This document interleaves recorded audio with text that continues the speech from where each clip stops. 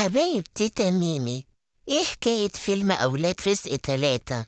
القضية مصروف عليه 800 مليون جنيه، وفي 8 أيام من عرضه في أيام العيد عدى 118 مليون جنيه. من فضلكم حبايبي اشتركوا في قناتي وفعلوا الجرس عشان يوصل لكم كل حكاوي ونصايح تتميم الجديدة.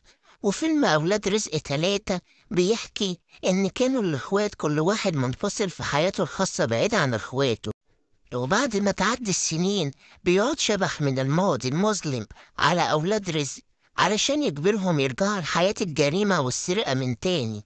علشان ينجوا بنفسهم لازم يعملوا عملية مصيرية هي الأكبر والأخطر والأهم في تاريخ أولاد رزق.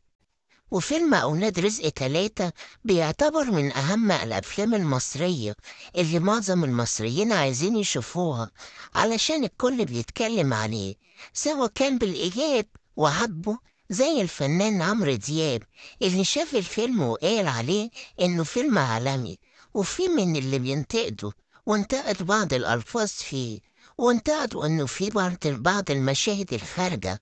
وهو فعلا فيلم حقق مشاهدة ضخمة خلال أيام العيد، والناس كلها مقبلة عليه بشكل كبير.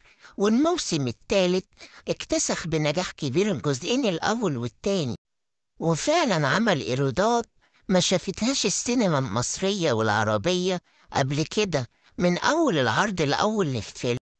وفيلم أولاد رزق تلاتة بطولة النجم أحمد عز وعمرو يوسف وكريم قاسم ومحمد ممدوح وسيد رجب ونسرين أمين ومحمد لطفي وإياد نصار وآسر ياسين. اللي كان هيعمل دوره هو الفنان أحمد الفيشاوي وعلي صبحي وأحمد داوود. وضيوف الشرف الجامدين بقى النجم كريم عبد العزيز والملاكم العالمي تايسون وتأليف صلاح الجهيني، وأهم حاجة إنه إخراج طارق العريان.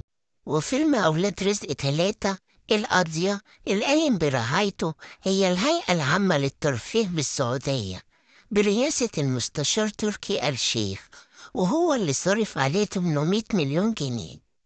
ونصيحتي ليكم حبايبي وخصوصا الشباب وانتوا بتتفرجوا على الفيلم، اتأكد وحط في بالك يا حبيبي ان ده فيلم مش اكتر، علشان ابطال الفيلم ناس عادية متجوزين وعايشين حياتهم الجميلة، مش بلطجيين. بس ليه الناس دلوقتي بتحب الافلام اللي فيها البلطجة والاجرام والحرامية والسكر والالفاظ الغير لايقة؟ بعدين نشوف في الحقيقة سفاحين وقتالين. ارحمنا يا رب برحمتك، آمين. ونصيحتي للي بيعملوا أفلام ومسلسلات عايزين يكون لها هدف علشان يفيدوا شبابنا.